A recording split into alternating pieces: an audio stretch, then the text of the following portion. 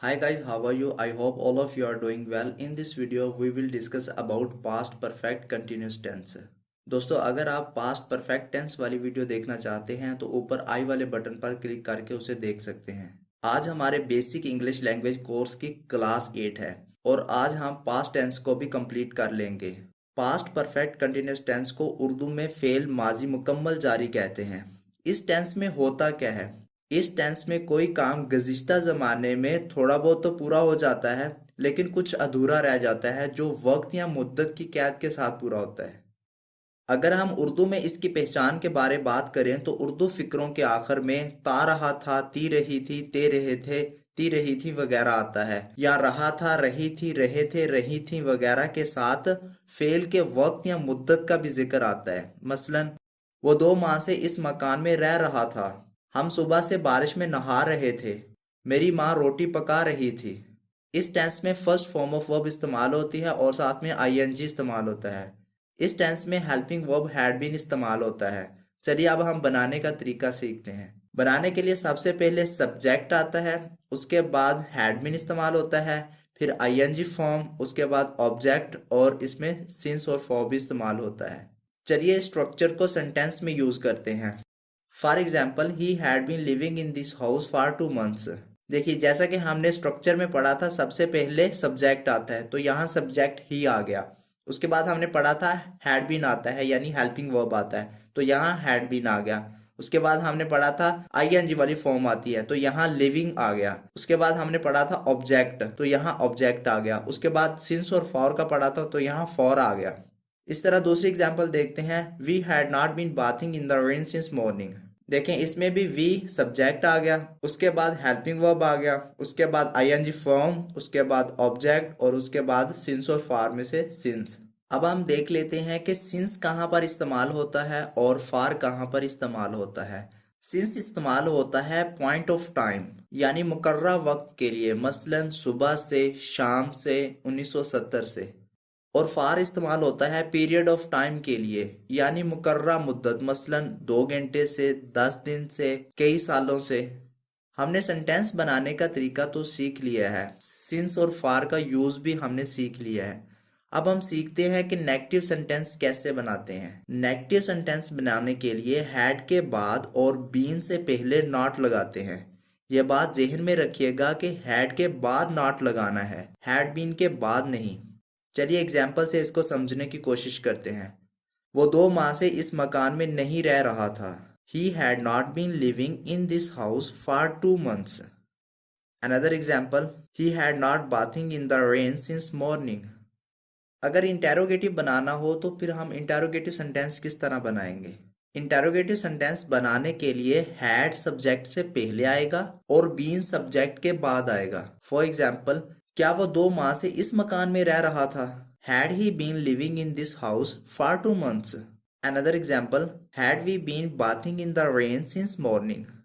देखिए इसमें सबसे पहले हेल्पिंग वर्ब आ गया, उसके बाद सब्जेक्ट, उसके बाद बीन, उसके बाद वर्ब और उसके बाद ऑब्जेक्ट और उसके बाद सिंस। ये चीज़ आपको कंफ्यूज कर सकती है कि हेल्पिंग वर्ब हैड बीन है तो दूसरे टेंसेस की तरह सवालिया बनाते हुए भी हेल्पिंग वर्ब सेंटेंस के शुरू में आ जाएगा। आता इसमें भी है लेकिन आता सिर्फ हैड है, बीन सब्जेक्ट के बाद आएगा। अब हम देखते हैं कि डबल सवालिया कैसे बनाते हैं।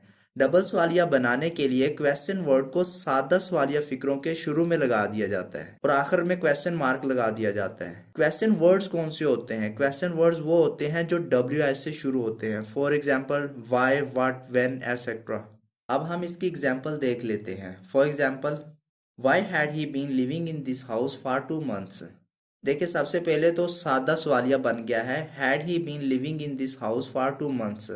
हमने जस्ट क्या किया है, क्वेश्चन वर्ड को शुरू में ले आए हैं यानी कि why had he been living in this house for 2 months।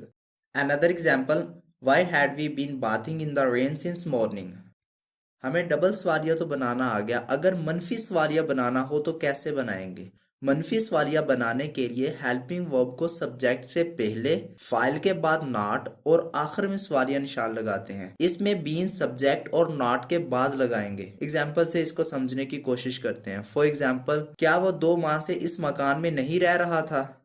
Had he not been living in this house for 2 months? देखें इसमें क्या है, सबसे पहले हेल्पिंग वर्ब आ गया, उसके बाद सब्जेक्ट, उसके बाद नॉट, उसके बाद बीन, उसके बाद वर्ब और उसके बाद फिर object. Another example, had we not been bathing in the rain since morning. देखिए दरमियान में क्या आ गया, सब्जेक्ट, और सब्जेक्ट से पहले क्या आ गया, हेल्पिंग वर्ब, और सब्जेक्ट के बाद नॉट, और उस नॉट के बाद फिर बीन आ गया, और उसके बाद फिर वर्ब। उम्मीद है कि यहाँ तक तो आपको सब कुछ क्लियर हो गया होगा। अब बढ़ते हैं एडवांस लेवल की तरफ और देखते हैं कि इस टेंस को हम कहाँ यूज कर सकते हैं। लेकिन आगे बढ़ने से पहले एक छोटी सी रिक्वेस्ट है, जो दोस्त पहली दफा इस चैनल पर आए हैं चैनल को सब्सक्राइब कर लें। चलिए हम इसका यूज देखते हैं। पहला इसका यूज है duration of past action up to a certain point in the past, यानी माजी में किसी खास पॉइंट तक गुज़िश्ता काम का दुरानिया बयान करना हो तो हम इसको यूज कर सकते हैं। जैसा कि वो कई महीनों से मकान तमीर कर रहा था, he had been building a house for several months. देखें इसमें एक खास पॉइंट दिया है कि कई महीनों से मकान तमीर हो रहा है। एक और एग्जांपल देखते हैं, 2 दिन से बारिश हो रही थी, it had been raining for 2 days। Next है to describe a consistent action, यानी दोहराए जाने वाले काम के लिए भी हम इसे यूज कर सकते हैं, यानी कोई बंदा काम करने की कोशिश करता रहा हो। फॉर एग्जाम्पल, मैं फ़ोन पर इससे मिलने की कोशिश करता रहा था, I had been trying to get him on the phone. Another example, he had been trying to met me in the office. Next है इन थर्ड कंडीशनल सेंटेंसेस, तीसरी किस्म के शर्तिया जुमलों में भी हम इसको इस्तेमाल कर सकते हैं। ये कौन से जुमले होते हैं, इन जुमलों में शर्त होती है, यानी अगर पहला काम हो जाता तो दूसरा काम भी हो जाना था। एग्जाम्पल से इसको समझते हैं, अगर वो वहां गया होता तो इनाम जीत लेता, if he had gone there he would have won the prize. Another example, अगर वो वक्त पर पहुंचता तो मुझसे मिल लेता, if he had reached in time he would have met me. आज हमने पास्ट टेंस को कंप्लीट कर लिया है। नेक्स्ट वीडियो में हम फ्यूचर टेंस को स्टार्ट करेंगे। अगर इस टेंस में कोई भी कंफ्यूजन है तो आप कमेंट में पूछ सकते हैं। इसके अलावा मैंने व्हाट्सअप नंबर भी दिया हुआ है, अगर आप ग्रुप ज्वाइन करना चाहते हैं तो आप व्हाट्सअप ग्रुप भी ज्वाइन कर सकते हैं। इस एक्सरसाइज को केयरफुली सोल्व करें और कमेंट में बताएं कि आप कितने सेंटेंसेस ठीक कर पाए हैं। अगर ये वीडियो आपके लिए हेल्पफुल साबित हुई है तो इस वीडियो को लाइक कर दें और चैनल को सब्सक्राइब कर दें और साथ में बेल आइकन को भी प्रेस कर दें। इससे क्या होगा, जब भी हम फ्यूचर में कोई वीडियो अपलोड करेंगे तो आप तक नोटिफिकेशन पहुंच जाएगा। मिलते हैं नेक्स्ट वीडियो में, तब तक अपना ख्याल रखिएगा। अल्लाह हाफिज़।